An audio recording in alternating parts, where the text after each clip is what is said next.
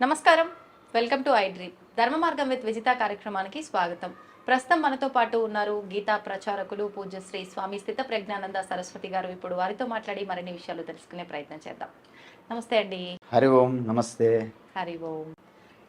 ఓంకారం ఓంకారం యొక్క ప్రాధాన్యత ఏంటి, దాని విశిష్టత గురించి తెలియజేయండి.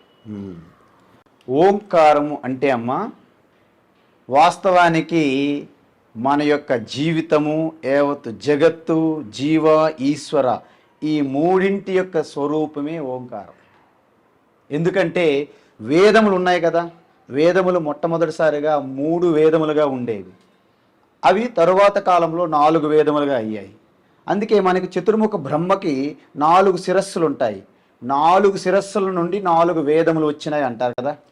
ఆ 4 వేదములు మొదటిసారిగా ఋగ్వేదము, యజుర్వేదము, సామవేదము, ఆ 3 వేదములు కలిపి గాయత్రి మంత్రముగా 3 పాదములలో వచ్చింది.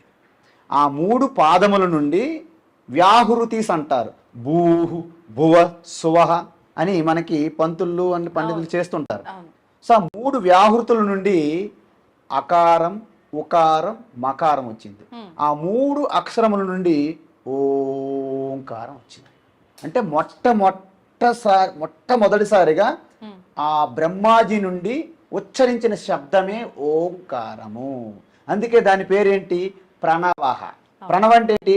నవ అంటే నామము, ప్ర అంటే ఉత్తమమైనటువంటి, అంటే ఈశ్వరుని యొక్క నామము శ్రేష్టమైన పేరు ఏంటంటే ప్రణవః, ఓంకారం. అందువలన అది ఏకాక్షరం. తల్లి గర్భంలో ఉన్న బిడ్డ తల్లి ఎలాగైతే 2 కాదో, ఓంకారములో ఇమిడి ఉంటుంది అకార, ఉకార, మకారం.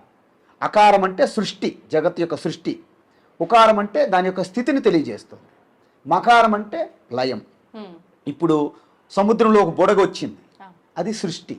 కొంత సమయం ఉంటుంది స్థితి, మళ్ళీ సముద్రంలో కలిసిపోతుంది, లయం.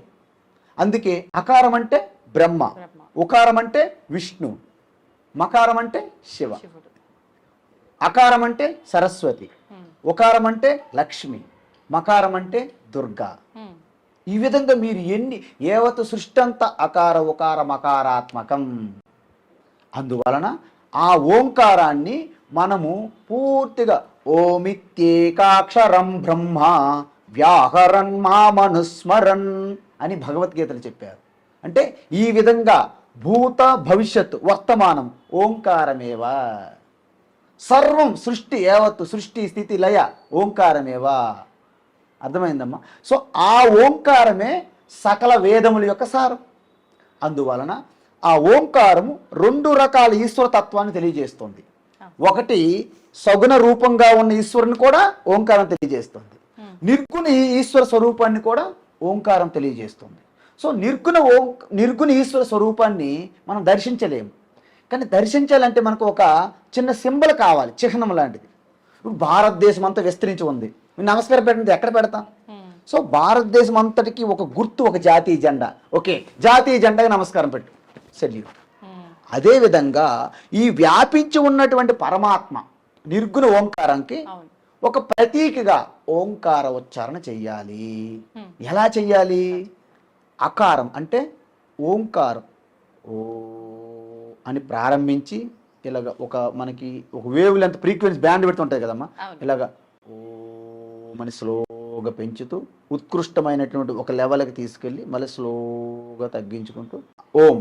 సో ఓంకారం అనేది అక్షరాలు చూసుకుందాం. మీరు పెదవులు ఓపెన్ చేసిన వెంటనే ఒక శబ్దం వస్తుంది. ఏంటి శబ్దం తెలుసా? ఏంటి?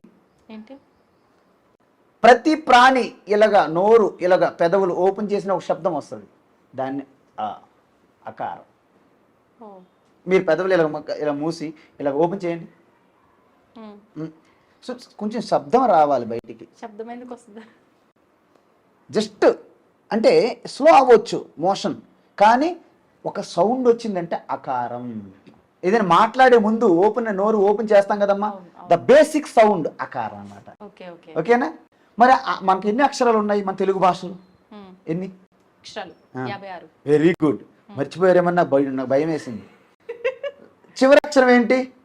హా. రైట్. మొదటి అక్షరం ఏంటి? ఆ. హా. క్లోజింగ్లో వస్తుంది అహం, అది ఈశ్వరం. ఎవరండి? అహం అంటే నేను. అహం అంటే సంస్కృతం, తెలుగులో నేను దాని అర్థం. అంటే అందుకే సంస్కృతంలో అహం. బ్రహ్మదేవుడు మొట్టమొదటి సృష్టి అయినప్పుడు అన్ని చూశాడు, ఎవరు లేరు, భయపడ్డాడు. భయపడాలి, అయినా నేను ఎందుకు భయపడాలి? రెండోది ఏదైనా ఉంటే కదా భయపడాలి, ఎవరు లేరు కాబట్టి అహం అన్నాడు. అహం అంటే పరమాత్మ ఒక్కటే అని అర్థం. అహం బ్రహ్మాస్మి. అహం బ్రహ్మాస్మి అదనమాట. అహం అన్న బ్రహ్మన్న ఒకటే, నేనే బ్రహ్మ అయి ఉన్నాను, అహం బ్రహ్మాస్మి. మన సినిమాలో బాగా చూస్తాం, ఆయన దిగుతాడు అహం బ్రహ్మాస్మి. ఈ సీరియల్ ఉంటాయి చూడండి, హరహర మహాదేవులు అన్నింటిలో మీరు చూసి ఉంటారు, అంతే కదా. సో ఇలాగనమాట. అందువలన ఆ శుద్ధమైన అధిష్టానంలో ఉన్నటువంటి అహం అది పరమాత్మ. ఓకేనా? ఆ అహం అన్న ఓం అన్న ఒక్కటే. ఇప్పుడు చూసారా, ఓంకారం కిన్ని, అహం కిన్ని, బ్రహ్మకి మూడింటికి లైన్ అయ్యిందా? అహమన్న, ఓమన్న, బ్రహ్మన్న, విష్ణున్న, శివన్న, దానికి ఆత్మ అంటారు. ఆత్మ. ఆత్మ. అందుకే ఆత్మ ఎక్కడ ఉంటుంది? బయట ఉంటుంది, లోపల ఉంటుందా?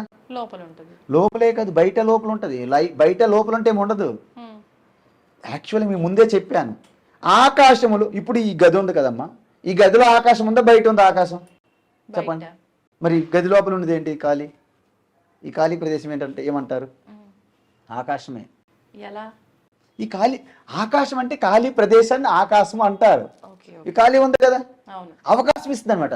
ఏమైనా స్పేస్ ఉందని కూర్చోడానికి అంటారు, no space, no space. Space అంటే ఆకాశం, అంతే కదా. అందువలన ఆకాశం ఇప్పుడు లోపల ఉందా, బయట ఉందా? ఎక్కడైనా ఉన్నట్టు. లోపల బయట ఏంటి? మన అజ్ఞానం ఏంటి? ఎందుకు? ఆకాశంలో ఇల్లు ఉంది, లోపల బయట ఏంటి? ఆత్మ కూడా వ్యాపించి ఉన్నది ఆకాశం కంటే. ఎందుకు? ఆకాశం ఆత్మలో ఉంది. ఓకే అమ్మా. సో ఈ ఆత్మలో ఆకాశం ఉన్నప్పుడు సర్వం ఆకాశంలో ఉన్నాయి. ఇప్పుడు లోపల బయట ఏమంటాం అంటే, ఈ శరీరాన్ని మనం ఆధారం తీసుకొని లోపల బయట ఉంటున్నాం. వాస్తవానికి శరీరం కూడా ఆత్మలోనే ఉంది, అవును.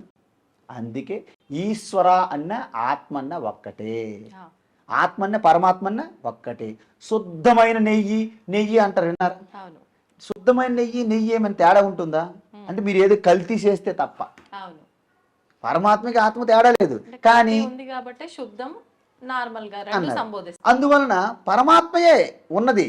కానీ ఆ పరమాత్మ కొంచెము ఈ మన వ్యక్తిగతమైనటువంటి రాగద్వేషాలు పెట్టాము కదా, అసూయ, రాగద్వేషము, ఒకరు బాగుపడితే చూడలేకపోవడం, చూసారా, కోపతాపాలు అన్నీ ఉంటాయి కదా. అందువలన ఇవి ఎప్పుడైతే పరమాత్మ యాడ్ అయ్యాయో అజ్ఞానం అయిందా, జీవాత్మగా మారిపోతాం. మరి జీవాత్మగా అజ్ఞానం వదిలిపోతే పరమాత్మ మారిపోదు, అదే శివోహం. సో అందువలన ఓంకారం అనేది మన సృష్టిలో దేన్ని చూసుకుని మూడు రకాలుగా ఉంటాయి, అకార, ఉకార, మకారాత్మకము. రంగులు తీసుకుందాం. ఎరుపు రంగు ఏంటి? సృష్టి అనుకోండి, అకారం. తెలుపు రంగు ఉకారం, నలుపు రంగు మకారం. నలుపు మకారం చెప్పాం కదమ్మా. సో ఈ విధంగా మనం చూసుకుంటే ఈ భూమి సృష్టి అనుకుందాం, లేకపోతే తెలుపు రంగు అనుకుందాం. సూర్యుడు ఎరుపు రంగు అనుకుందాం, చంద్రమ నలుపు రంగు. లేకపోతే భూమి నలుపు రంగు తీసుకోండి, చంద్రుడు తెలుపు తీసుకోండి, సూర్యుడు రెడ్. మూడు రంగులు వచ్చాయా? సో అందువలన సృష్టిలో ఉన్నది ప్రతి ఒక్కటి అగ్ని, నీరు, భూమి. అదేవిధంగా భూలోకము, అంతరిక్షలోకము, స్వర్గలోకము, ఇవన్నీ కూడా ఓంకారమే. అందుకే వేదంలో ఏం చెప్పారు?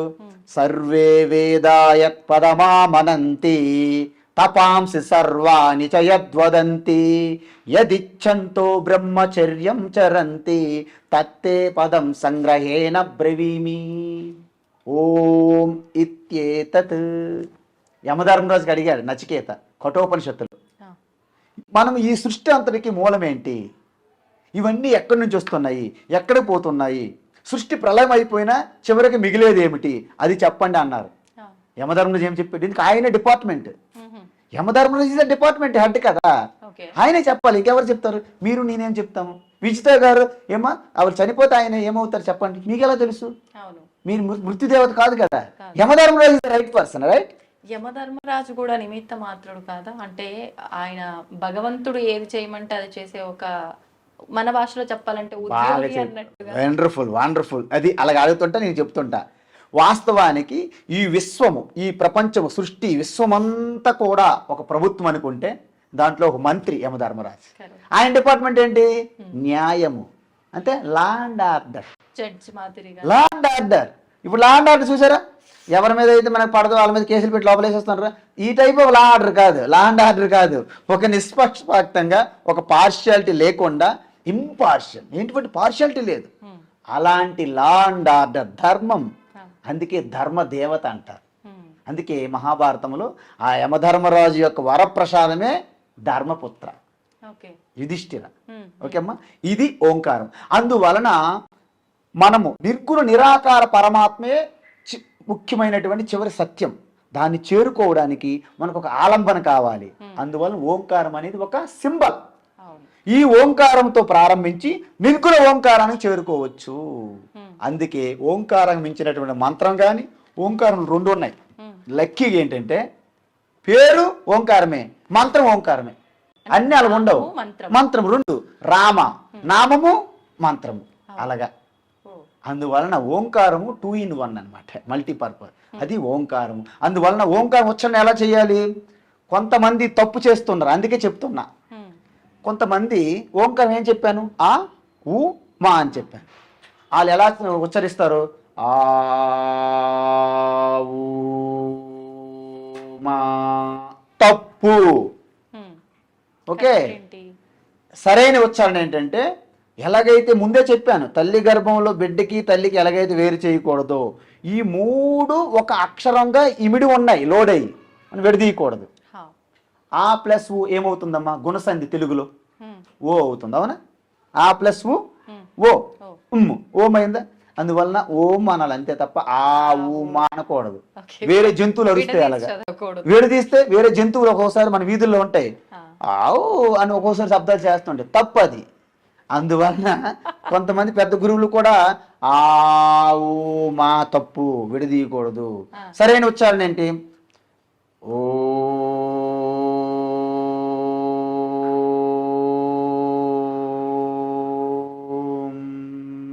అంటే అంటే స్టార్టింగ్లో అలాగా ప్రారంభించి ఒక లెంత్, ఉత్కృష్టమైన లెంత్కి వెళ్ళి మళ్ళీ స్లోగా లాగాలి. ఆ ఊ మా. ఆ అంటే స్టార్టింగ్, ప్రారంభం, సృష్టి, స్థితి ఊ, మళ్ళీ లయం మా. అందుకే దాంట్లో మీరు అన్నీ చూడవచ్చును. ఈ ఓంకారం చేయడం వల్ల ఎటువంటి ఫలితం ఉంటుంది? అంటే మనందరం కూడా, అంటే మనుషులందరూ ఆలోచించేది ఏంటి? ఏదో ఒక లాభ అపేక్ష ఆలోచించి ఏదైనా చేస్తాం కదా. మరి ఓంకారం చేయటం వల్ల ఏదైనా లాభం ఉందా? ఓంకారం సాధన అంటారు, ప్రణవ సాధన లేదా ఓంకార సాధన అంటారు. ఓంకార సాధన చేస్తూ నేనేదైతే ఓంకారం ఏ విధంగా ఉచ్చరించాలని చెప్పామో అంత పవిత్రతతో, అంత శౌచముతో, శుభ్రతతో మీరు చాలా నిక్కచ్చిగా, నిష్ఠతో ఓంకార సాధన చేస్తే దీంట్లో 2 రకాలు ఉన్నాయి. కొంతమంది కోరికలతో చేస్తారు, కొంతమంది నా ఆధ్యాత్మిక వృద్ధి, నా అంతఃకరణ శుద్ధం కావాలి, నాకు ఏకాగ్రత కావాలి, కాబట్టి నాకు ఆత్మజ్ఞానంతో నాకు మోక్షం కావాలి అనుకునే వాళ్ళు రేరుగా ఉంటారు. వారు ఓంకారం ఎటువంటి కోరిక లేకుండా సాధన చేస్తారనమాట. ఎలా చెయ్యాలి? డౌట్ అండి, మీరు చెప్పిన రెండిట్లో ఒకటేమో ఆత్మ సాధన కోసం, మోక్షం కోసం అని చెప్పన్నారు, ఇంకోటేమో కోరికలు అన్నారు. కోరికలు తీర్చు. ఇది కోరుకోవడం కూడా కోరికే కదా. ఏది కోరుకోవడం? మోక్షం రావాలి అని చెప్పి. వండర్ఫుల్. ఇది అలాగ అడగాలి. అంటే నాకు మోక్షం రావాలని ఎప్పుడు కోరుకుంటారంటే నేను బంధనములో ఉన్నాను కాబట్టి మోక్షం రావాలని కోరుకుంటారు. ఓకేనా? నేను ఎప్పుడైతే జైల్లో ఉన్నానో, చెంచల్ కూడా జైల్లో నేను ఉన్నాను, నాకు బెయిల్ కావాలి. మీరు బయట ఉన్నారు, మీకెందుకు బెయిల్? అందువలన నేను ఎప్పుడైతే సంసారిని బంధనంలో ఉన్నానని భావిస్తున్నానో నాకు మోక్షం వైపు కోరిక కావాలి. కానీ ఒక గృహస్థుగా ఉండి రెస్పాన్సిబిలిటీస్ అన్ని వ్యవహరించాల్సిన ఆ ధర్మంలో ఉన్నప్పుడు మళ్ళీ మోక్షం కావాలి అంటే వీటి నుంచి విముక్తి పొందడం కదా, అది కరెక్ట్ అయిన బాధ్యత అంటారా? కరెక్టే అంటారా? గృహస్థ అనేది ఒక కర్తవ్యం, ఒక బాధ్యత.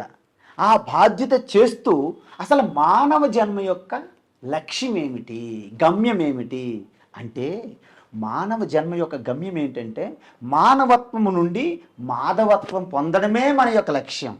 కేవలం మనిషిగా ఉంటూ మనము పెళ్లి చేసుకొని సంపాదన చేస్తూ వాళ్ళు పెళ్లి చేసి మనం ఇలా భూమిలో కలిసిపోవడం, దానికి మానవ జన్మ అక్కర్లేదు. మానవ జన్మ మీరు సాధించింది ఏమిటి? నిద్ర, ఆహారము, ఏవో భోగాలు, ఇవన్నీ మిగతా జంతువులు, క్రిమికీటకాలు కూడా పొందుతున్నాయి.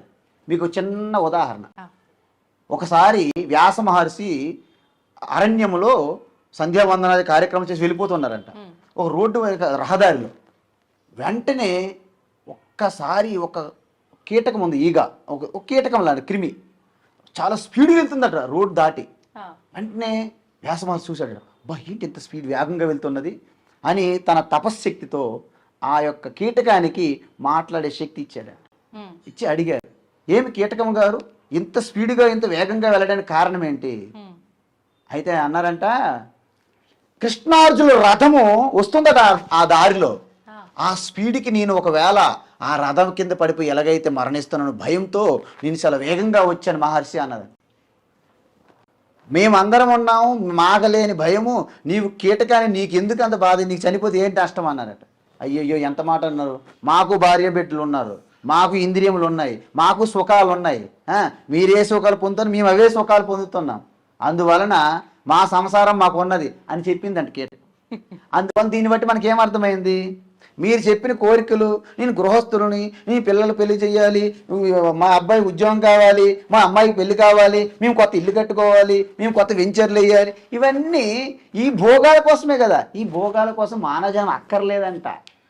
జంతువులు కూడా బ్రహ్మాండమైన భోగాలు, సుఖాలు అనుభవిస్తున్నాయి, క్రిమి కీటకాలు కూడా అనుభవిస్తున్నాయి. కాబట్టి మానవ జన్మ ఈ భోగాలకి, సుఖాలకి, కోరికల కోసం కాదు, కేవలము పరమాత్మ స్వరూపములోను మళ్ళీ లయమవడానికే ఉన్నది. అందుకే మానవత్వం నుండి మాధవత్వం పొందడానికి, నర నుండి నారాయణగా పరిణితి చెందడానికి ఎలా సాధ్యపడుతుంది అంటారు? అది ఎలా సాధ్యం పడాలంటే ఆల్రెడీ మీరు నారాయణ స్వరూపం అయి ఉన్నారు, plus Narayana plus extra things. మీరు బంగారం గనుల్లో మీరు ఎప్పుడైనా చదవండి, ఆ కోలారు ఎక్కడ బంగారం గనులు ఉంటాయి కదా మైన్స్లోన, బంగారం ఉంటుంది, బంగారం ప్లస్ సమ్ డస్ట్, అనేక రకాల డస్ట్ యాడ్ ఉంటుంది.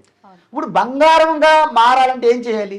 ఆ బంగారంతో పాటు ఉన్నవన్నీ శుద్ధి చేయాలి. నేను నారాయణగా మారాలంటే ఏం చేయాలి? నారాయణ ప్లస్ కామ, క్రోధ, లోభ, మోహ, మదమాశ్చర్యాలు ఉన్నాయి కదా, అవన్నీ జారిపోతే నారాయణగా మిగిలిపోతాం మనం. కానీ అంటారు కదా, అన్ని ప్రాణులకు లేని జ్ఞానం మనుషులకే ఉంది, కానీ అన్నిటి నుంచి బయటపడాలంటే మనుషులకే కష్టం అవుతుంది. వాటి నుంచి బయట పడాలనుకుంటాం కానీ పడలేము, అనుకున్నా కాసేపే కానీ మళ్ళీ రిపీట్ అన్ని. ఇక్కడ విషయం ఏంటంటే ప్రతి జీవి ఏ విధంగా ఈ శరీరం పొందిందనే సీక్రెట్ మీకు తెలియాలి.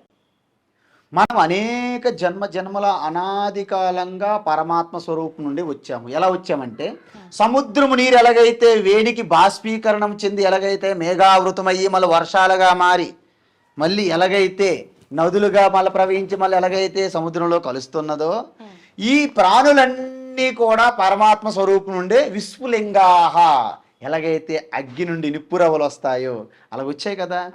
అందువలన మనము ఈ శరీరాన్ని పొందడానికి మన పూర్వజన్మ ఉన్నటువంటి ఆ కర్మలు ఏవైతే చేశామో ఆ కర్మలు పుణ్య పాపం రెండుగా ఉంటాయి.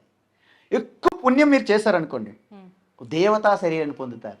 అందువలన మీరు కర్తగా మీకు పాపం మరి ఉండదు అక్కడ అనుభవించడానికి. మీరు పాపం సంపాదించలేరు కూడా, పుణ్యం కూడా సంపాదించలేరు. దేవతగా ఉన్నారు కదా, దేవతలు పుణ్య పాపాలు సంపాదించరు, కేవలం పుణ్యాన్ని అనుభవిస్తారు భోగాలుగా. ఎంతవరకు? ఆ పుణ్యం అంతా ఖర్చు అయిపోయినంత వరకు దేవతగా ఉంటారు మీరు. ఆ పుణ్యం ఖర్చు అయిపోయింది అనుకోండి మళ్ళీ కిందకి తోస్తారు. ఎందుకు? సంచిత కర్మలో నెక్స్ట్ ఏమిటి, వాట్ నెక్స్ట్ అంటారు. అప్పుడు మళ్ళీ పుణ్యం పాపం ఉందనుకో మళ్ళీ టాలీ చేస్తారు. మళ్ళీ టాలీ చేసి ఓకే రెండు ఉన్నాయండి, మానవ లోకంలో తోసే అంటారు. లేకపోతే ఎక్కువ పాపి అండి అంటే, పాపి అయితే కిమి కీటకము, జంతువు, అనేకమైన పాపం జన్మ. సో ఇవన్నిటికీ ఒక మ్యాచింగ్ ఉంది, బ్యాలెన్సింగ్ అనమాట. ఓకేనా? అందువలన ఒక్క మనిషి జన్మలోనే మీరు పుణ్యాన్ని సంపాదించగలుగుతారు, పాపాన్ని సంపాదించగలుగుతారు. అందువలన దీన్ని ప్రారబ్ధ కర్మ అంటారు శరీరాన్ని. అంటే శరీరాన్ని వాడుకొని మీరు మరింత పుణ్యం చేశారనుకోండి, ఓకే, అంటే పుణ్యం ఎలా చేస్తారు?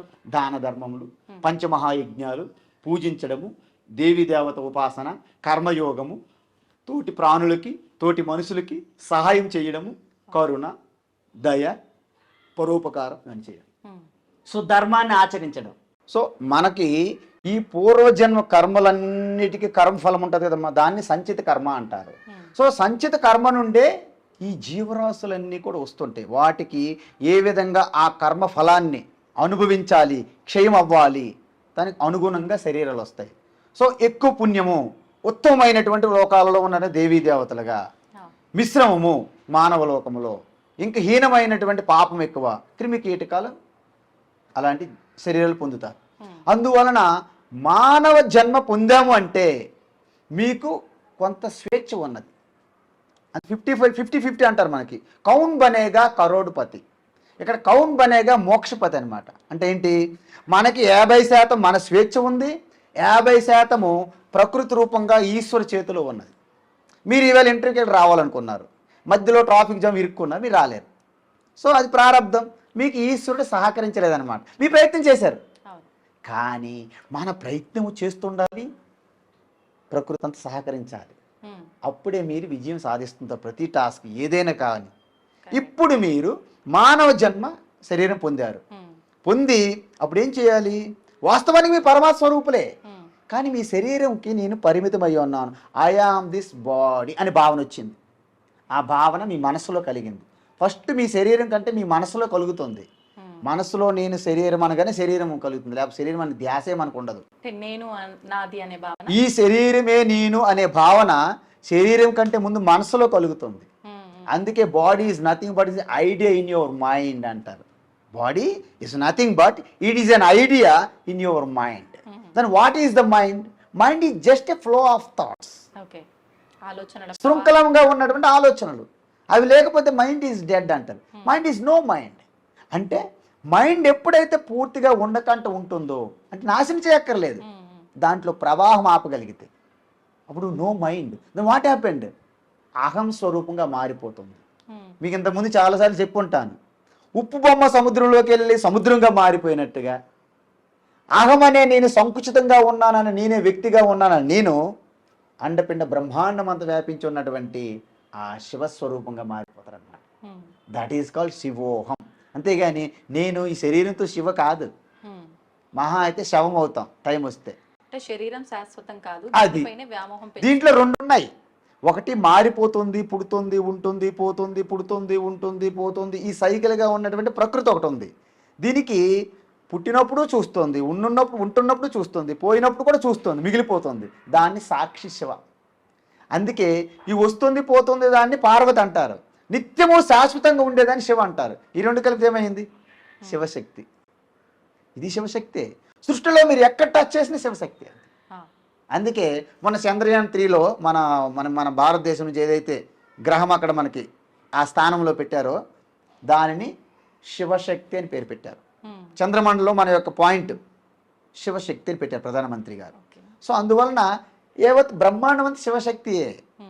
మీ శరీరము, ఈవెన్ తలుపు, ఈ door, do you think that door అంటే జీవం లేని ఒక వస్తువు కదా. ఇప్పుడు రైట్ పాయింట్ అడిగారు. జీవము అంటే ప్రాణం, ప్రాణశక్తి, ఇట్స్ ఎనర్జీ. ద ప్రాణము కూడా ప్రకృతియే. ఓకే, ప్రకృతి unmanifested in the door, that is manifested in you. అర్థమైందమ్మా? కానీ ఒకటి గుర్తుంచుకోండి, ప్రాణం అనేది సాఫ్ట్వేర్ లాంటిది, ఈ శరీరం అనేది హార్డ్వేర్ లాంటిది. ఈ రెండింటికి వెనకుండా నడిపిస్తున్నది చైతన్యం, ఆత్మ, అది పరమాత్మ. అందువలన డోర్లో ప్రాణశక్తి, ఈ స్థూలంగా ఉన్నటువంటి రెండు శక్తులు ఉన్నాయి, కానీ ప్రాణశక్తి అవ్యక్తంగా ఉంది. డోర్లో మీలో వ్యక్తమైంది, దీంట్లో అవ్యక్తం, మనలో వ్యక్తమైంది. దీంట్లో కూడా ప్రాణశక్తి వ్యక్తమైంది అనుకోండి, ఏ స్వామి getup, I cannot hold you అని ఇది ఈ చైర్ కూడా పారిపోతుంటుంది. పట్టుకొని ఎలాడుతుండాలి చైర్ని. మనం ఉండండి, కాసేపు ఉండండి, మాట్లాడాలి, ఉండండి అనాలి చైర్కి. కానీ దీనిలో ప్రాణశక్తి వ్యక్తం కాలేదు. దాని అర్థం లేదని కాదు. ఎందుకు చెప్పనా?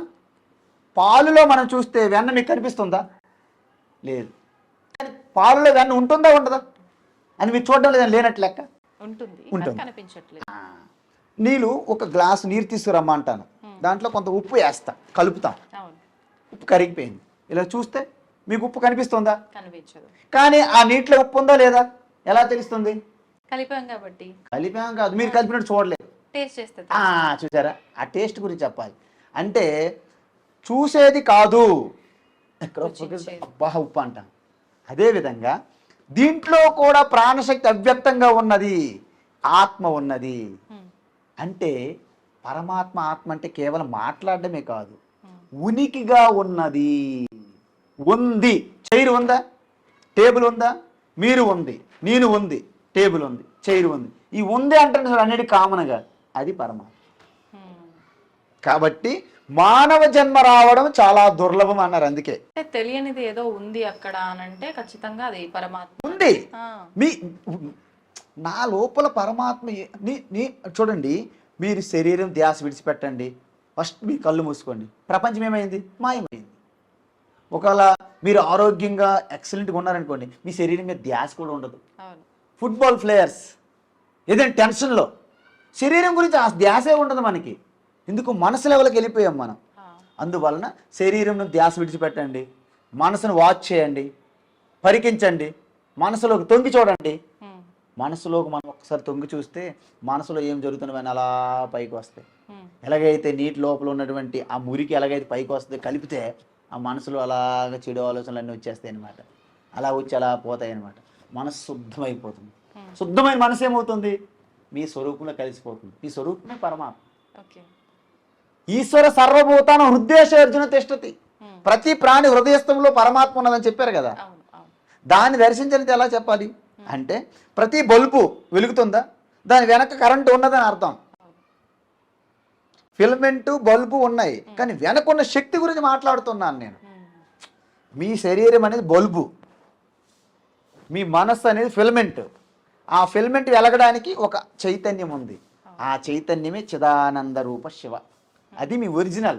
అది పోయేది కాదు, వచ్చేది కాదు. బాడీ పోతుంది, ఏముంది, after 10-15 years you cannot be like this. You are like a old lady and wrinkles and white hair. You cannot be sitting to ask the questions. You no more anchor. Nobody will like you as an anchor. Even though you are wisdom, you have a lot of knowledge, because this body is impermanent. Yes. అది నా ఉద్దేశం, ఇంకేం కాదు. అంటే శరీరం శాశ్వతం అది కాదు.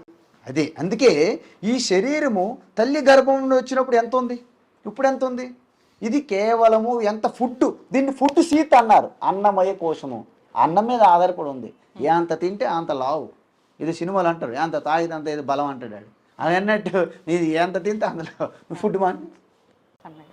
So that is what. ఇప్పుడు మరణించే ముందర మనం ఏదైతే ఆలోచనతో మరణిస్తామో, అంటే దానికి ఒక ఉదాహరణ, మరణించే సమయంలో దైవనామ స్మరణతో మరణిస్తే గనక బాగుంటుంది, అంత శుభము, మోక్షం పొందుతాము ఇలా చెప్తారు.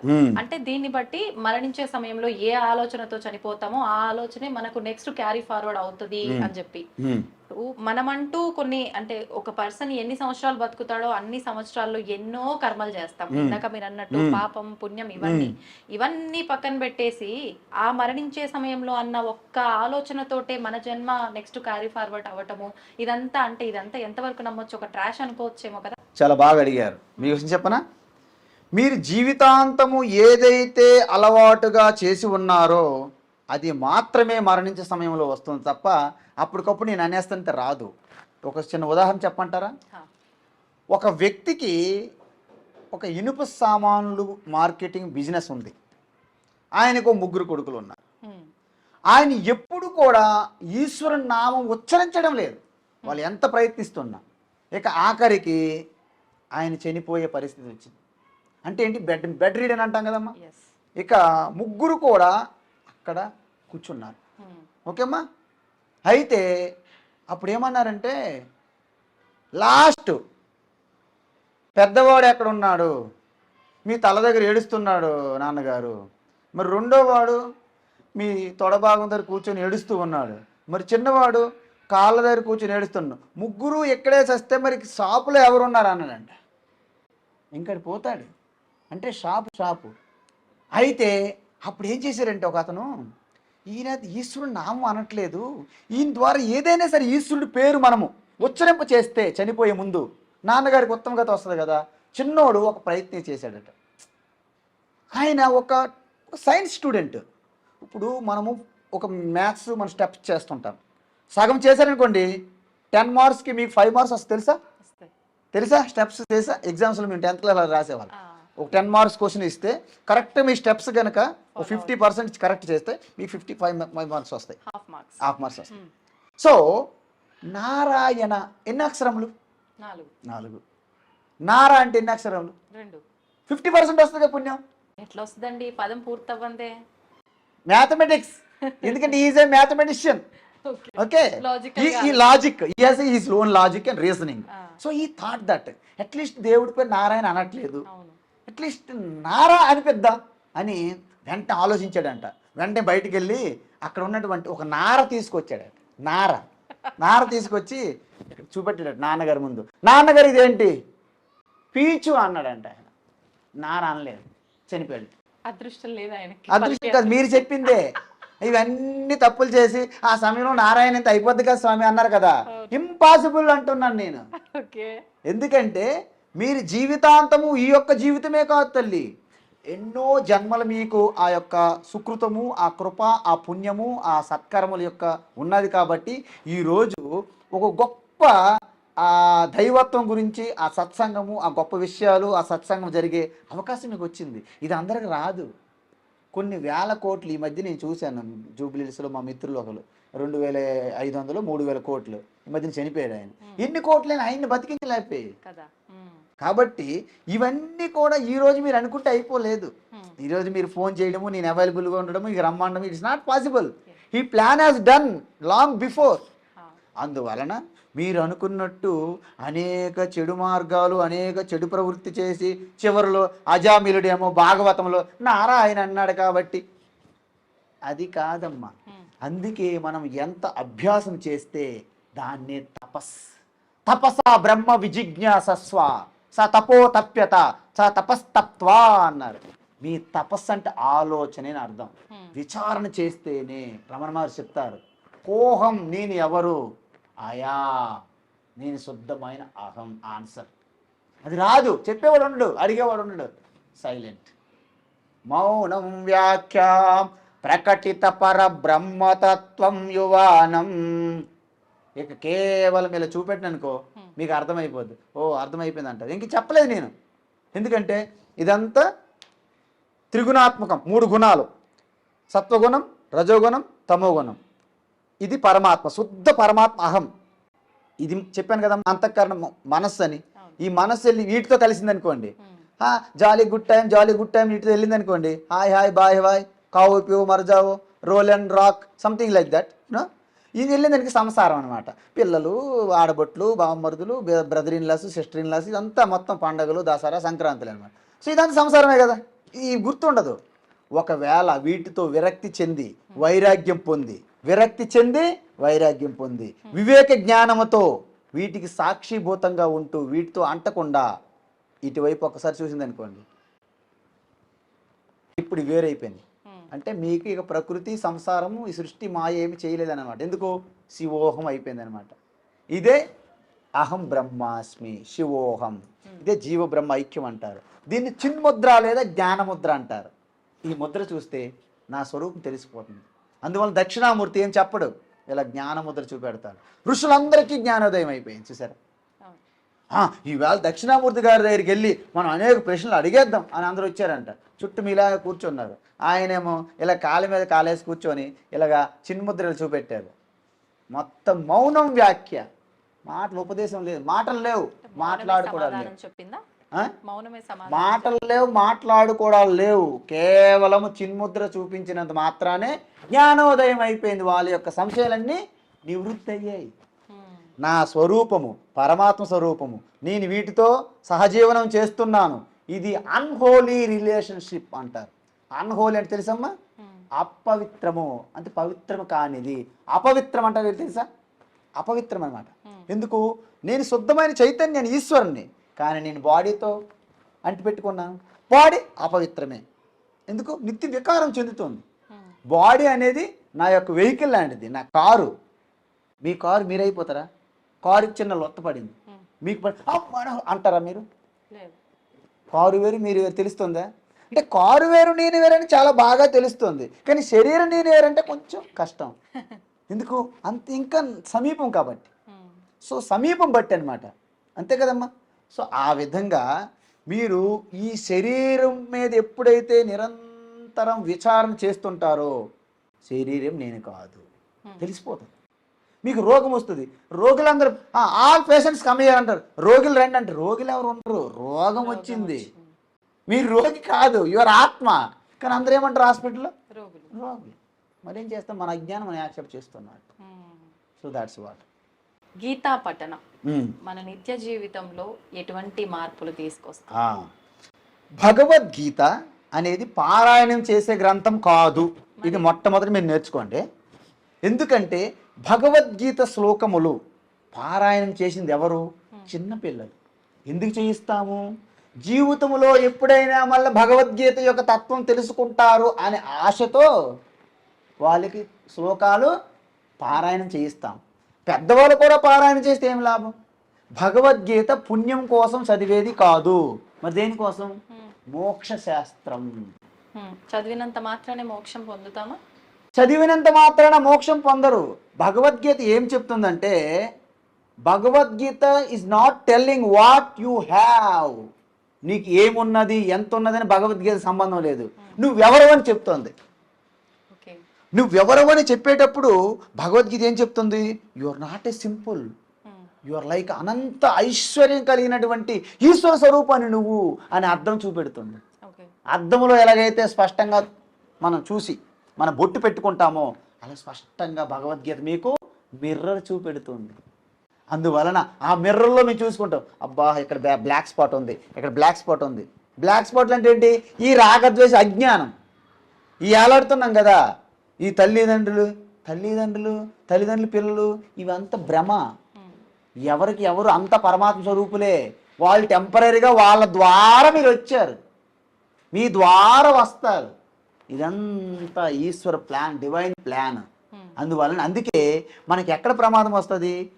పిల్లలు మా వల్ల పిల్లలు వచ్చారు కాబట్టి వీళ్ళు మా వాళ్ళు, మా చెప్పు చేతిలో ఉండాలి. మేము చదివించాను, నేను పెళ్లి చేశాను, నేను చెప్పిన వాళ్ళకి మీరు పెళ్లి చేసి. చూసారా ఈ కమాండింగ్ అటాచ్మెంట్?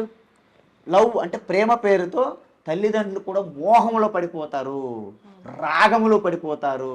వాళ్ళు ఎప్పుడైతే రిజెక్ట్ చేస్తారో తల్లిదండ్రులు కుమిలిపోతుంటారు. ఇప్పుడు ఇదంతా ఈశ్వరుడి క్రియేషన్ అన్నారు కదా, అంటే నేను నాది అనుకుంటున్నాం మనం, నా పిల్లలు, నా భర్త, నా తల్లి అనుకుంటున్నాం అని చెప్పి.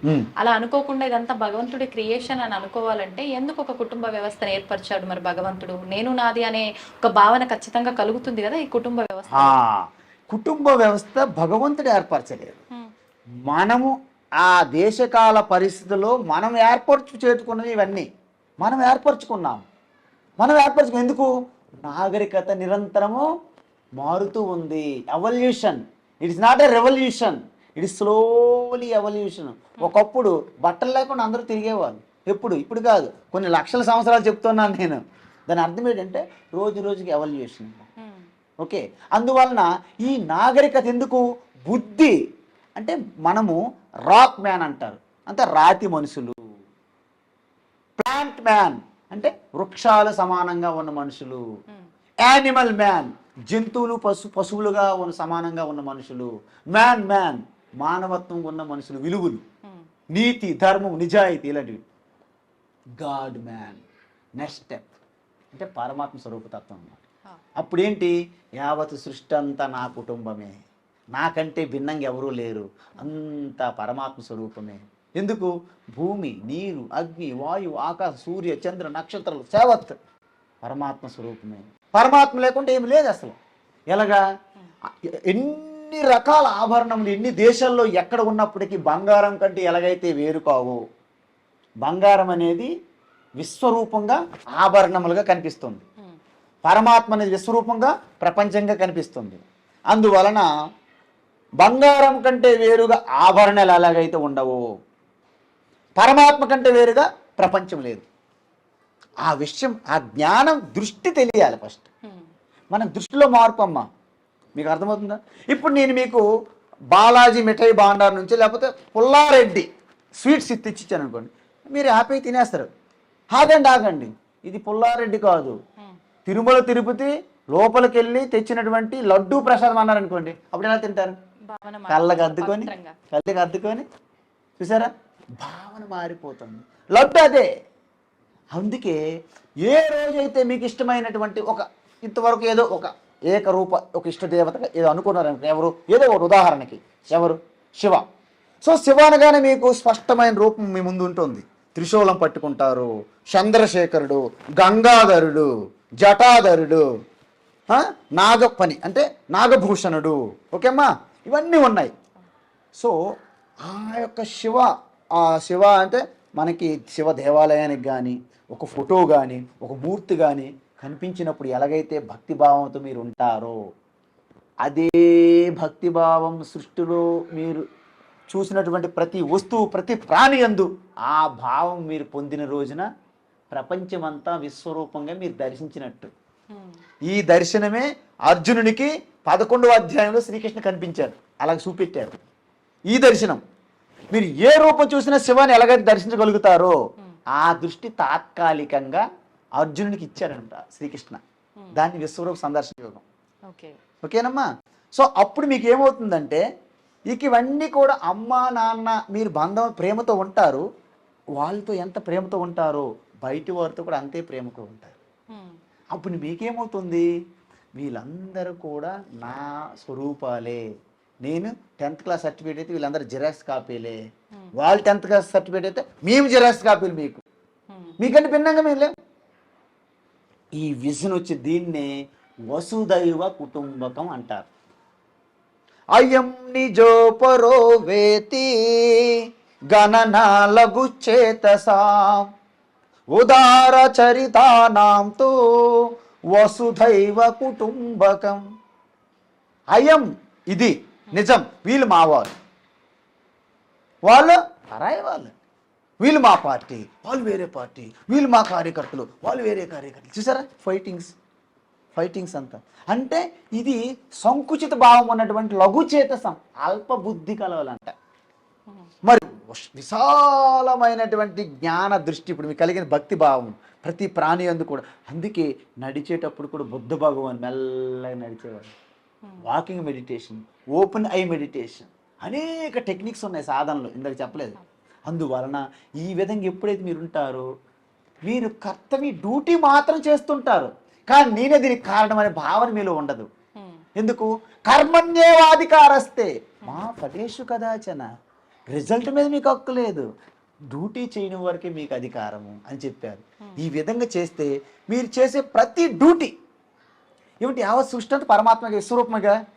ఎక్కడ ఏం చేసినా, మీరు భోజనం చేసినా పూజ అయిపోతుంది, మీరు బ్రష్ చేస్తున్నా పూజ అయిపోతుంది, మీరు నీరు త్రాగినా పూజ అయిపోతుంది, వంట చేసినా పూజ అయిపోతుంది. ఆ రిజల్ట్ ఏది వస్తుందో ప్రసాదంగా మారిపోతుంది. చూసారా? ఈ భావంతో చేస్తే గృహస్థులుగా ఉన్నా మీరు తరిస్తారు. గృహస్థులని మీరు అనుకుంటారు తప్ప మీరు గృహస్థులు కాదు, మీరు సాక్షాత్ సాధ్వీయమని అయిపోతారు. అప్పుడు సాధ్యులని ఇంట్లో ఉండి కూడా సాధ్యులుగా ఉండొచ్చు, మహా గ్రేట్ ఋషిపతులుగా ఉండొచ్చు. హిమాలయాలు ఎక్కడికి వెళ్ళిపోయి అక్కడ పిచ్చిగా నీరు లేక, ఉండడానికి ఇల్లు లేక, బట్టలు లేక, మొత్తము మైండ్ అంతా ఇదైపోయి మొద్దుబారిపోయి అక్కడ పిచ్చి అయిపోవడం కాదు, ఎక్కడుండి కూడా మీరు సాధన బ్రహ్మాండంగా చేసుకోవచ్చు అంటున్నారు. కైలాసం అంటుంటాం, శివుడు కైలాసంలో ఉంటాడు అంటాం, సేమ్ టైం శివుడు శ్మశానంలో ఉంటాడంటాం. అంటే అసలు నిజంగా కైలాసం అనేది ఉందా? మీరు చాలా మంచి ప్రశ్న అడిగారమ్మా. ఈ ప్రశ్నకి సమాధానం చెప్పాలి. కైలాసము అంటే ఏంటంటే, ఆసము అంటే ఉండడం, కిలా ఆసం, సంథింగ్ ఉంది ఏదో ఒకటి.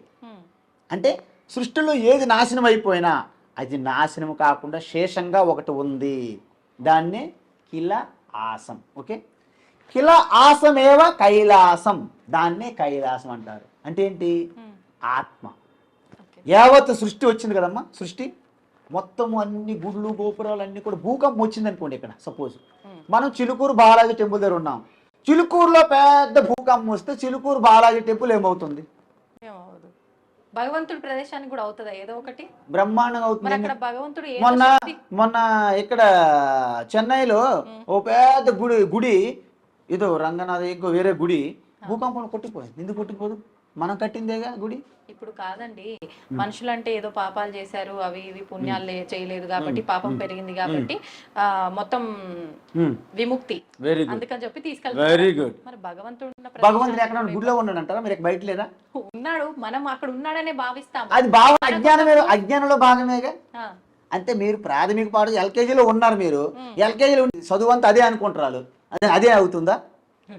ఈ దేవాలయాలు కూడా మీకు ప్రారంభం అని చెప్తున్నారు కదా శాస్త్రము. ఇది ప్రారంభ స్థాయి, మొదటి మెట్టమ్మా. తొలి మెట్టు దగ్గర కొబ్బరికాయ కొట్టండి అంటే తొలి మెట్టు దగ్గర కొట్టేసి మీరు ఇంటికి వెళ్ళిపోతారా? పైకి వెళ్ళరా? గుడికి వెళ్ళరా? మరి గుళ్ళు గోపురాలకు తొలి మెట్లు లాంటివి మనకి. అందువలన మీకు సృష్టి ప్రళయం వచ్చినా, సునామీలు వచ్చినా దేవాలయాలు పోతాయి, అన్నీ పోతాయి. కానీ నేననేది పోతుందా? పోదు.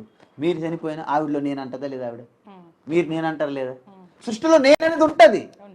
అంటే పరమాత్మ శాశ్వతమా అనిత్యమా? శాశ్వతం. అది శాశ్వత ఒక నేను తప్ప వేరేగా పరమాత్మ శాశ్వతం కాలేరు. అయితే ఇప్పుడు పరమాత్మను ఏంగా చేయాలి మనము? నేనుగా చేయాల్సిందే, ఇంక వేరే మార్గం లేదు. అర్థమవుతుందా? అందువలన మనుషులు అంటే మనిషి ఎవరో కాదు, మాధవయే. అజ్ఞాన స్వరూపంగా ఉంటే మనిషి అయ్యాడు, అజ్ఞానం పోతే మనిషే మాధవ అవుతున్నాడని చెప్పారు.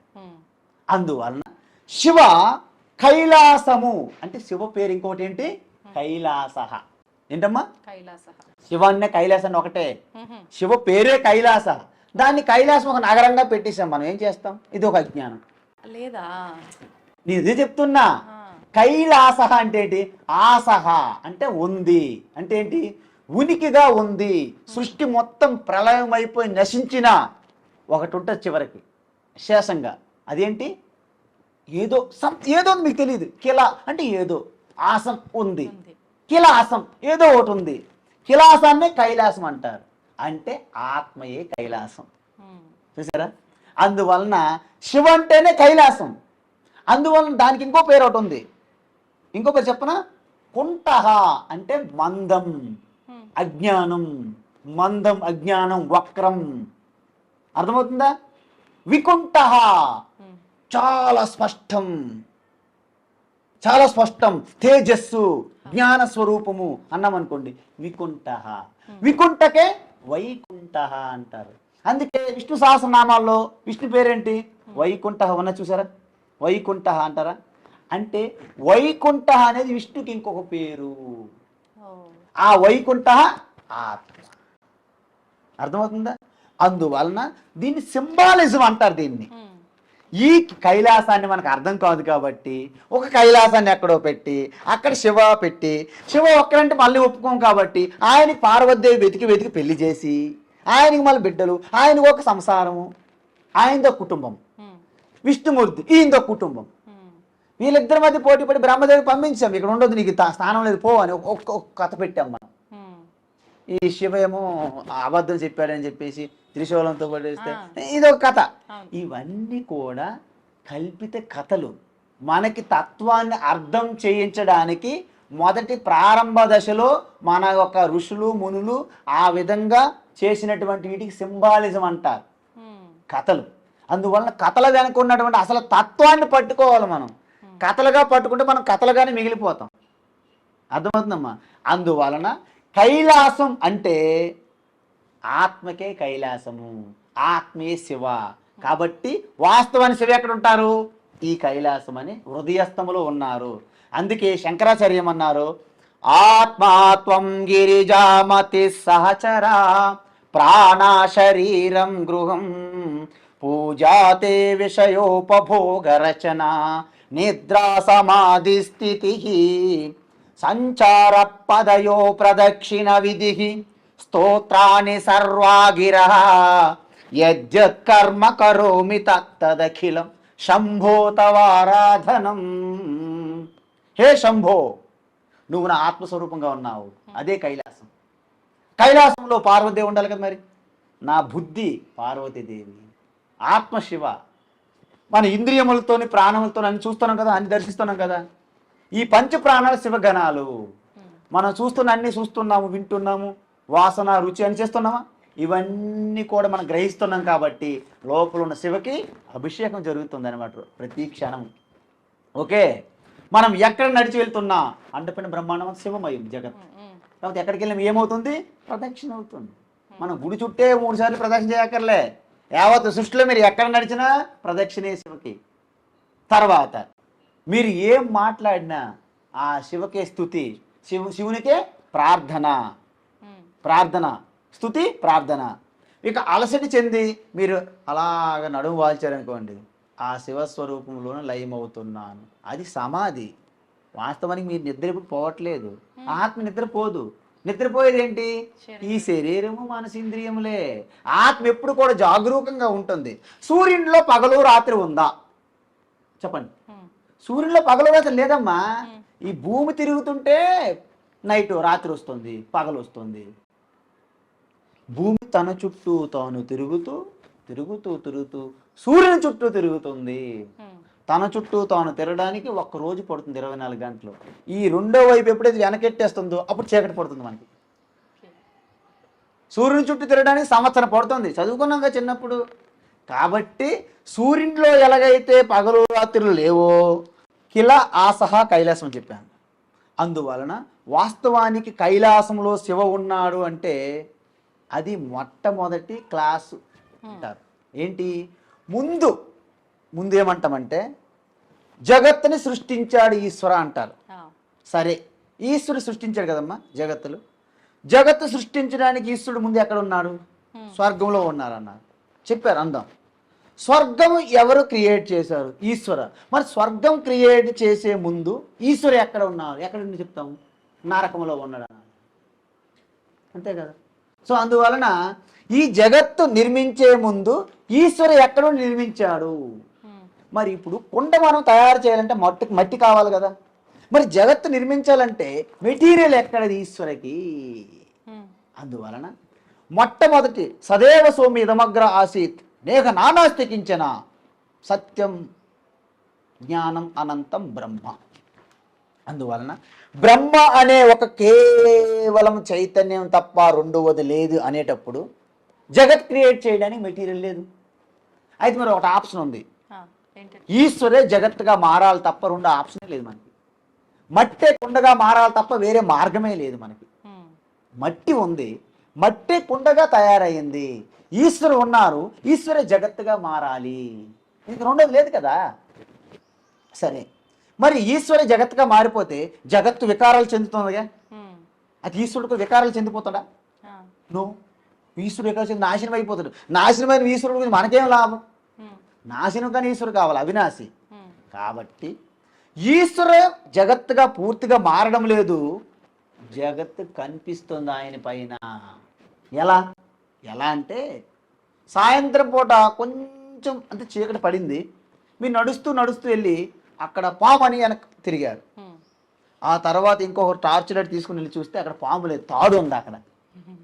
తాడునే పాముగా ఎలాగైతే దర్శించారో సాక్షాత్ ఈశ్వరునే మనము జగత్తుగా దర్శిస్తున్నాము. ఎందుకు?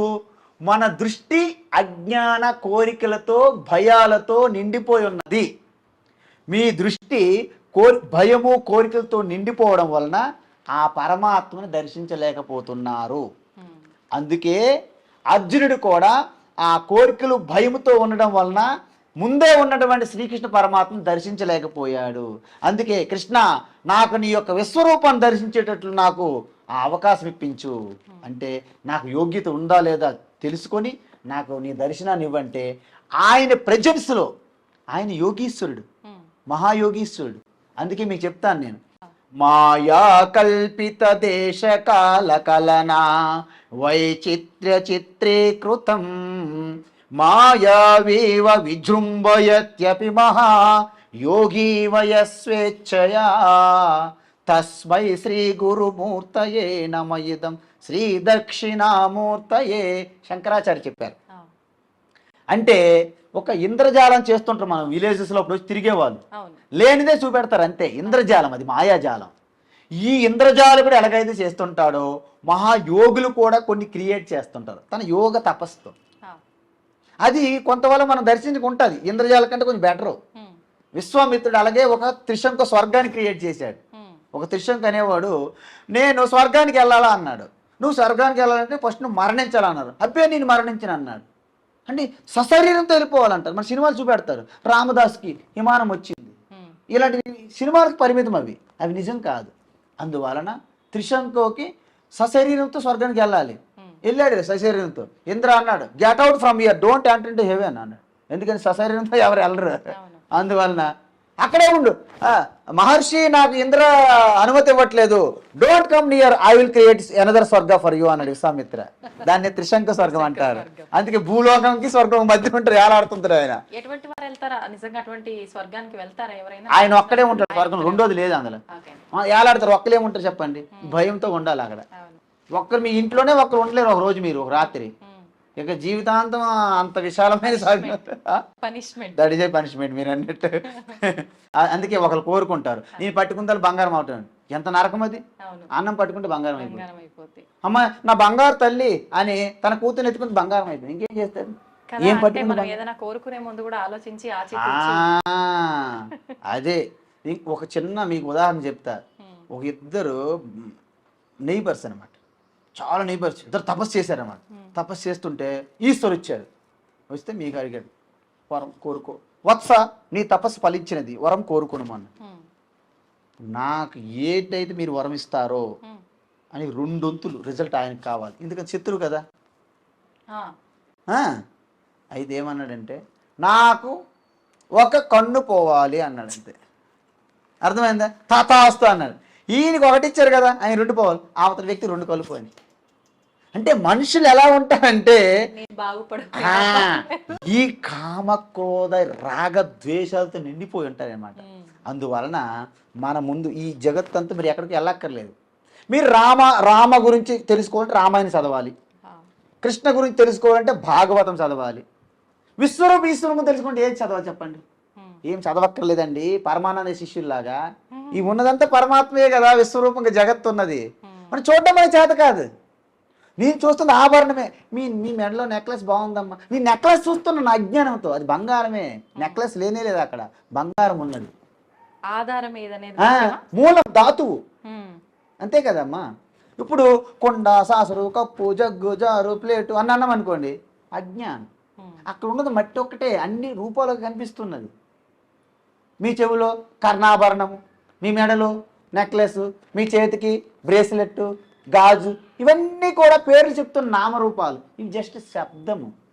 వాస్తవానికి అంతా బంగారమే, ఒకటేంటి బంగారమే. సో ఆ విధంగా యావత్తు సృష్టి అంతా కూడా మూలము ఆధారంగా ఈశ్వరే ఉన్నారు. అహమాత్మ గుడాకేశ సర్వభూతాశయ స్థిత, అహమాదిత్య మధ్యం చ భూతానామంతమేవ చ.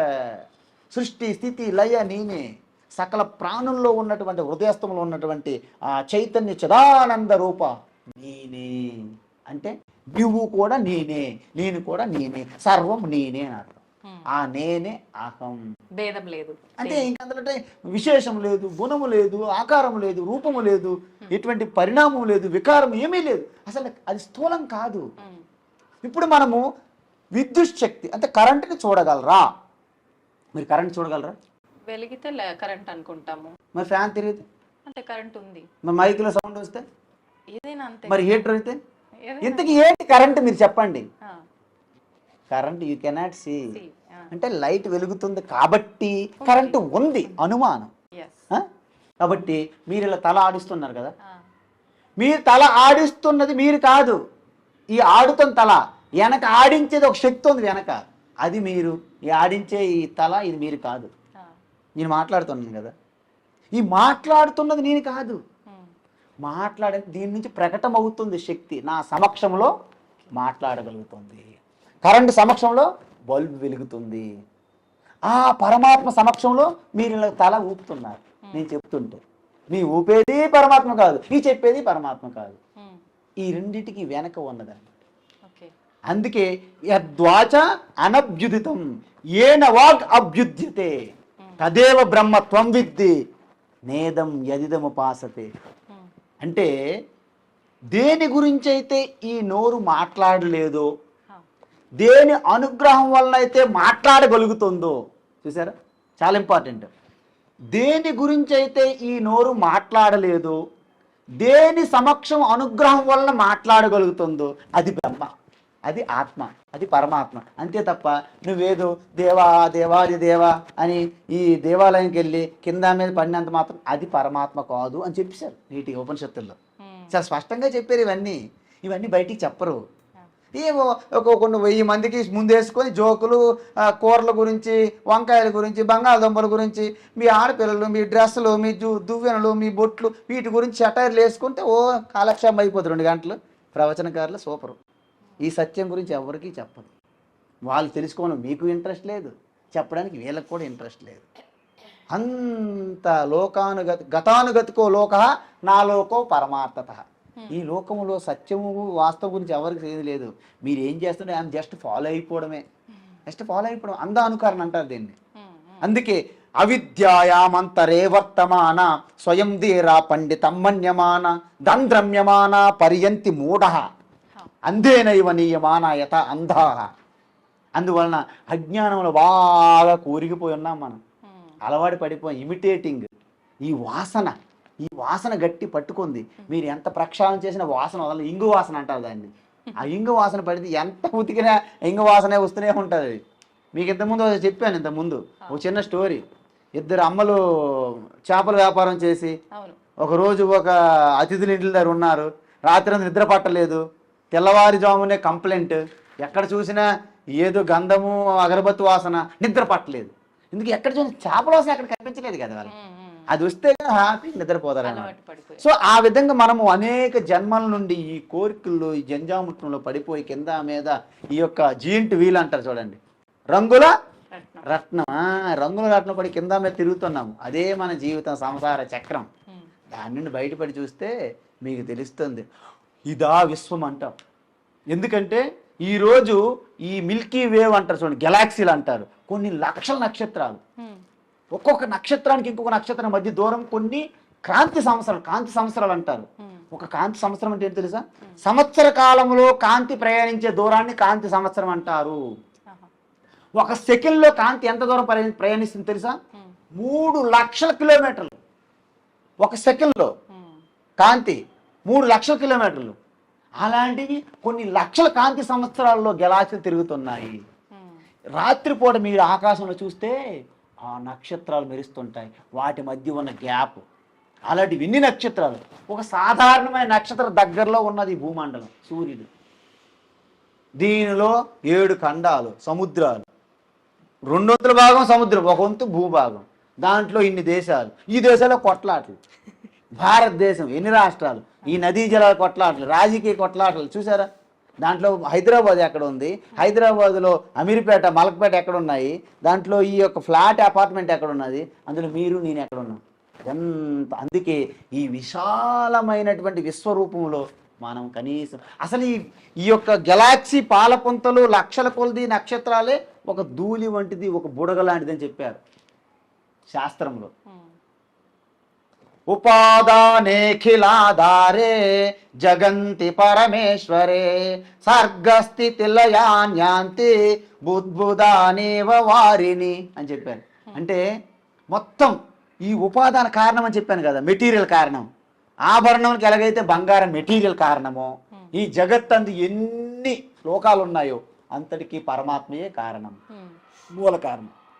మూల కారణం అంటే ఏంటంటే సృష్టి, స్థితి, లయ, ఈ 3 ఉన్నదే మూల కారణం, ఉపాదాన కారణం. బంగారం ఎందుకు ఉపాదాన కారణము? బంగారంతోనే ఆభరణ చేశాము, బంగారంతోనే నిలిచి ఉంటుంది, బంగారంలోనే కలిసిపోతుంది. సో ఈ జగత్తంతా ఆ పరమాత్మయే. అందువల్ల ఈ దృష్టి కలిగినప్పుడు మీకు ఇంకా ఎటువంటి భావం కానీ, రాగద్వేషాలు కానీ, అసూయ కానీ ఉండదు. ఎందుకంటే ఎవరిలో గొప్పతనం చూసినా అది నా విభూతి అనే భావన కలిగిపోతుంది. ఎవరు మొన్న ఒలింపిక్స్లో గోల్డ్ మెడలిస్ట్, ఎస్ నా విభూతి అంటారు. అన్నీ మేమే అవుతాయి ఇక్కడ. ఎందుకంటే మనం దాన్నే గుర్తించలేకపోతున్నాం కాబట్టి నాకు కావాలి, నేను నాది, నేను పుట్టాను, లోకం పుట్టింది. చూసారా? అందువల్ల నీ కన్ఫ్యూజన్ వచ్చేసింది అనమాట. అరే నీకంటే లోకం లేదు, నువ్వు లోకంలో పుట్టలేదు, నీలో లోకం పుట్టింది. అది తెలియాలి మనం. అందుకే మనం ఏమనుకుంటాము, దేవుడు నా శరీరంలో ఉన్నాడు. నీ శరీరంలో మండిపోను. అసలు పరమాత్మలో శరీరం ఉన్నది. శరీరంలో పరమాత్మ ఉండడం ఏంటి అంటే ఆరంభం అంటారు దాన్ని. అందుకే మనకి ఇవన్నీ ఎలా చెప్తారమ్మా అంటే, మనం స్లాబ్ వేసేటప్పుడు ఆధారంగా కొన్ని వేస్తాం మనం, ఇసుక అన్నీ. నేను ఎప్పుడు తీయనంటే ఇసుక పడుతుంటుంది భోజనం చేసినప్పుడు, అది ఓకేనా, వద్దు అని తీసేసే. ఇవన్నీ గుడులు గోపురాలు, ఈ పారాయణాలు జపాలు ఉపవాసాలు తీర్థయాత్రలు సేవలు ఇవన్నీ కూడా అవసరం, కానీ ఒక స్థితికి తీసుకెళ్ళడానికి వరకే. ఆ స్థితికి మీరు వెళ్ళిన తర్వాత మీరు ఈ ఎల్కేజీలో కేజీలు, పీజీలో పోయి కేజీ అంటే ఎలాగా? పీజీలో మీ యొక్క మొత్తం మీరు చదువుకున్నది మీ యొక్క జ్ఞానం విజ్ఞానం అంతా మారిపోతుంది. అమ్మమ్మ మా అమ్మేమో నా టేబుల్స్ రాయమంటారు, 1 into 2 2 1 into 3 3, ఇవన్నీ అక్కడ కూడా రాస్తే ఎలాగ చెప్పండి? అక్కడ చేయవలసిన లెక్కలు వేరే ఉన్నాయి, అంతే కదమ్మా. మనం విడిచిపెట్టట్లేదు. మన స్కూల్లో జాయిన్ అవడమే తెలుసు తప్ప బయటికి పాస్ అయ్యి రావడమే తెలియదు మనకి. మొట్టమొదటి మీకేమో స్కూల్లో జాయినింగ్ అనేది దేవాలయం తీసుకెళ్ళడం, జాయినింగ్ స్కూల్కి.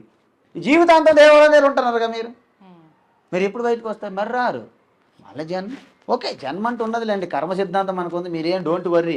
ఈ జన్మ కాకపోతే 10, 10 కాకపోతే 100, 100 కాకపోతే 1000, 1000 లక్ష జన్మలైనా సరే మీరు ఇలాగా పునరపి జననం పునరపి మరణం, అదనమాట. కాబట్టి వీలైనంత తొందరగా ఈ సంసార చక్రం నుంచి నేను బయటపడాలని ఎవరైతే కోరుకుంటారో మీరు ఉత్తీర్ణులై బయటికి రండి, ఆహ్వానిస్తున్నాం. శృణ్వంతు విశ్వే అమృతస్య పుత్రాః, ఏ అమృత పుత్రులా రండి రండి అంటున్నారు ఋషులే. కానీ మనమాట చెవులు కూడా పెట్టట్లే, మనం ఇటు పెడుతున్నాం. రేవంత్ రెడ్డి ఏం చెప్తున్నాడు, చంద్రబాబు నాయుడు ఏం చెప్తున్నాడు, ఇవి చూసుకుంటాం మనము.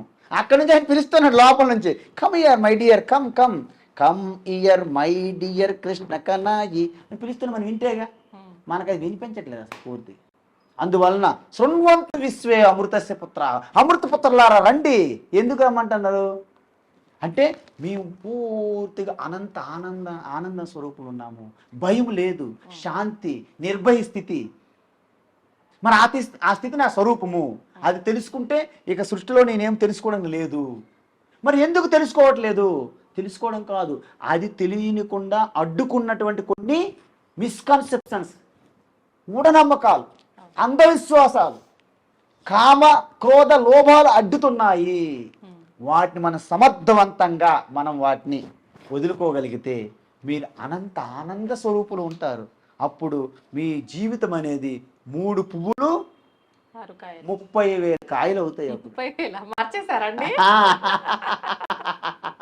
అప్పుడు మీరు ఎలాగైతే ఒక మంచి పవిత్రమైనటువంటి నదిలో బోట్లో ప్రయాణిస్తూ లాహిరి లాహిరి లాహి, ఆ జీవితమే అదొక వేరు.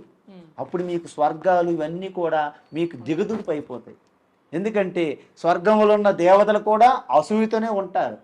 మీ పురాణాలు తెలుసు కదా, ఎవరెవరు తపస్సు చేస్తుంటే ఇంద్ర అంటాడు, ఏ రంభా ఓర్వశి వెళ్ళి ఆయన డిస్టర్బ్ చేయి. ఎందుకు? అసూయ. ఎక్కడ ఇంద్ర పదవి పోతే నా సీట్ తీసుకుంటే భయం ఆయనకి. Insecure problems. So you don't need to become a Indra, you become a Indra to Indra. Indrani, ఇంద్రుడికి ఇంకొక స్వామిని Indrani. You become to Shivani, శివునికి స్వామిని శివాని. అందువలన సకల దేవతలు కూడా కొంత పుణ్యం అంటే ఆత్మస్వరూపములో కొంత మెరిట్ తీసుకొని ఇంత గొప్ప పదవులు, ఎలాగైతే ప్రధానమంత్రి మంత్రివర్గములో ఎలాగైతే మంత్రులు ఉన్నారో, ఈ యావత్ జగత్పిత జగదీశ్వర ఆ యొక్క పార్వతీ పరమేశ్వరులు అనేవారు ఈ సృష్టికి ధాత పిత మాత పితామహ, వాళ్ళ క్యాబినెట్లో అనేక దేవీ దేవతలుగా ఉన్నారు. వాళ్ళకంటే మీరు సాక్షాత్ శివస్వరూపం అయినప్పుడు వీళ్ళు కూడా మీకు తక్కువ అయిపోతారు అన్నమాట. అది అసలైనటువంటి జీవితం, అది మానవ జన్మకే సాధ్యం. మిగతా వాళ్ళందరికీ చెప్పాను నేను, పుణ్యము కరిగించుకోవడానికి దేవతా స్వరూపం పొందాలి, పాపాన్ని కరిగించుకోవడానికి హీనమైన జన్మ పొందాలి. కానీ పుణ్యం పొందాలన్నా పాపం పొందాలన్నా మోక్షం పొందాలన్నా మానవ జన్మ ముఖ్యమైనది. అందుకే జంతూనాం నరజన్మ దుర్లభం హతో పుంస్త్వాం తతో విప్రత తస్మాద్ వైదిక ధర్మ మార్గపరత విద్వత్వమస్మాత్ పరం ఆత్మానాత్మ వివేచనం స్వనుభవో బ్రహ్మాత్మనా సంస్థితి ముక్తిర్నో శత జన్మ కోటి సుకృతై పుణ్యైర్వినా లభ్యతే. మానవ జన్మట మీరు ఎన్నో కోట్ల జన్మలో చేసుకున్న పుణ్యం ఉంటే తప్ప మానవ జన్మ రాదంట. అందులో మానవ జన్మ వచ్చి ఈ భగవంతుని గురించి భక్తి, ఈ సేవ, ఇలాంటి ఆలోచన రాదు, ఈ వివేకము వైరాగ్యం రావు. అవి వచ్చి మళ్ళీ ఆ తత్వాన్ని తెలుసుకోవడానికి గురువు శాస్త్రానికి అందుబాటులో మీకు రావు. అవి తెలుసుకున్నా మీరు గ్రహించి మీరు హృదయస్థములు పెట్టుకునే స్థితి మీకు రాదు. ఇవన్నీ దుర్లభం అన్నమాట. ఆ చివరికి ఆ బ్రహ్మ యొక్క స్వరూప స్థితి నాలోనే ఉన్నది ఆత్మగా ఆయన తెలుసుకొని నిధిధ్యాసనంలో అంటే జీర్ణించుకోవడం అనేది ఏ జన్మో సుకృతం అది. అందుకే దుర్లభం త్రయమే వైతత్ దేవానుగ్రహ హేతుకం మనుష్యత్వం ముముక్షుత్వం మహాపురుష సంశ్రయ అన్నారు. మనిషి జన్మ రావాలి, నా స్వరూపతత్వం తెలుసుకుని నేను బంధము సంసారం నుంచి బయటపడాలని కోరుకుండాలి. ఒక మహాత్మ ఈ తత్వాన్ని దర్శించి అనుభూతిలో ఉన్నటువంటి మహాత్మ మనకి అందుబాటులోకి ఆశ్రయం కావాలి. ఈ మూడు దొరకడము దుర్లభము అన్నారు. అదనమాట అది. అందుకే మనుష్యానాం సహస్రేషు కచ్చిది యతతి సిద్ధయే యతతామపి సిద్ధానాం కచ్చిత్ మాం వేత్తి తత్వతః అన్నారు గీతలో. ఏ కోట్లలో ఎవరో కొంతమంది ఇది తెలుసుకుంటారండి. అందరు కాదు, అందరికీ లారీలు పెట్టి ఎల్బీ స్టేడియంలో జనాన్ని నింపేసి ఇదేదో ఈ రాజకీయ మీటింగ్ కాదు. అందుకే దీన్ని రహస్య విద్య అన్నారు. గుహ్యం రాజ విద్య రాజగుహ్య యోగం అంటారు. సీక్రెట్ ఆఫ్ ది సీక్రెట్, సీక్రెట్లో క్వీన్ అండ్ ఈ ద కింగ్ ఆఫ్ నాలెడ్జ్ అన్నమాట. అందుకే విద్యాన అధ్యాత్మ విద్య అన్నారు. కాబట్టి ఈ గొప్ప అది అద్భుతం అన్నమాట. ఇది తెలుసుకుంటే శ్రీకృష్ణ పరమాత్మల లీలలు చేయొచ్చు అన్నారు అర్జునుడికి. అర్జున నేను తెలుసుకున్నాను, నేను దర్శిస్తున్నాను, నువ్వు తెలుసుకోలేకపోను, ఇద్దరి మధ్య అదే తేడా అన్నారు. నువ్వు తెలుసుకుంటే నేను సేమ్, తేడా లేదన్నారు. అందుకే అప్పుడు యత్ర యోగీశ్వర కృష్ణో యత్ర పాతో ధనుర్ధర, మనలో ఉన్నటువంటి ప్రయత్నం ఏదైతే చిత్తశుద్ధితో ఏకాగ్రతతో మన కర్తవ్యాన్ని చేయడానికి ఉత్సాహంగా సిద్ధమై ఉంటామో దాన్ని అర్జున అంటారు. వెనక ఉన్నటువంటి వివేక బుద్ధిని ప్రేరేపిస్తున్నటువంటి ఆత్మ చైతన్య స్వరూపాన్ని కృష్ణ అంటారు. ఈ రెండు కలిస్తే సర్వం విజయం, సర్వ ఐశ్వర్యం, సర్వం నీతి ధర్మం అక్కడ తాండవిస్తుంది. అది భగవద్గీత చివరి శ్లోకం.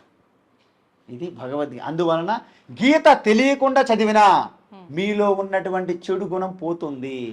మీరు అర్థం తెలియకపోయినా మొట్టమొదటి శ్లోకం చదివినంత మాత్రానే మీలో మీ బుద్ధి చాలా చురుకుగా పనిచేస్తుంది. అర్థం తెలుసుకుంటే మీలో ఉన్న మాలిన్యం పోతుంది. తత్వం తెలుసుకొని మీరు నిధిధ్యాసనం చేసుకుని జీర్ణించుకోగలిగితే మీరు మోక్షస్థితి ఆత్మస్థితిలో చేరుకుంటారు. అది భగవద్గీత యొక్క గొప్పతనం. అందువలన the purity in your heart, clarity in your thought, dynamism in your action అంటారు, and charity in your action అంటారు. చారిటీ అని తెలుసు కదమ్మా, చారిటీ చేయండి అంటే దానం అని అర్థం.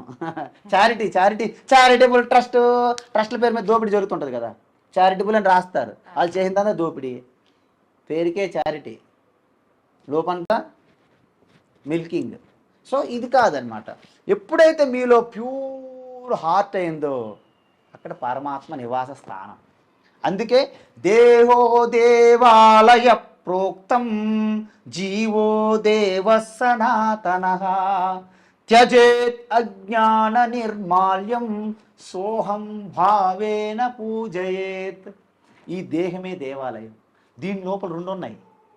అజ్ఞానంతో ఉన్న జీవ, ఆత్మ ప్రకాశం జ్ఞాన స్వరూపం ఉన్న పరమాత్మ రెండు నీలోనే ఉన్నాయి. రెండు పక్షుల్లాగా. ఈ అజ్ఞాన పక్షి సంసారం తిరిగి అలసిపోయి అటువైపు చూస్తే నీవు అయిపోతారు, ఒకటి అయిపోతారు అనమాట. అప్పుడు రెండు మరొండరు. అర్థమైందమ్మా? అజ్ఞానం పోయిందంటే సోహం భావేన పూజ, నువ్వే నేను అనే రూపంతో పూజ చేస్తావు. ఇది సనాతన ధర్మం. అందుకే యావత్తు ప్రతి ప్రాణి నా స్వరూపమే కాబట్టి ఎవరికి హింస చేయలేను. అహింస పరమో ధర్మ. అందరూ ఆనంద స్వరూపులే, ఆనందంగా ఉండాలి. కాబట్టి సర్వే భవంతు సుఖినః సర్వే సంతు నిరామయాః సర్వే భద్రాన్ని పశ్యంతు మా కచ్చిత్ దుఃఖ భావుగ్యవేత్. ఎవరికి దుఃఖం ఉండకూడదు, అందరికీ మంగళం కలగాలి, అందరికి సుఖం కలగాలి, అందరికి శాంతి కలగాలి. ఇది కోరుకున్నదే సనాతన ధర్మం. అంతే తప్ప మన మూఢనమ్మకాలు కొన్ని పెట్టి ఇదే సనాతన ధర్మాన్ని ప్రమోట్ చేయడం కాదు. ఇది సత్యం, ఇది జ్ఞానం, ఇది అనంతం, ఇదే నీ స్వరూపం. తత్వమసి అంటారు, అదే నీ స్వరూపం అనగా అహం బ్రహ్మాస్మి తెలుసుకోవాలి. అది అనుభూతి. ఇదనమాట అమ్మా. సంతోషం అండి. నిజంగా చాలా మంచి విషయాలు, చాలా చక్కటి వివరణ. అంతే బాగుంది మీరు వివరించిన విధానం కూడా. ధన్యవాదాలండి. హరి ఓం. నమస్తే. శుభం భూయాత్. హరి ఓం తత్సత్. సర్వం శ్రీకృష్ణార్పణమస్తు.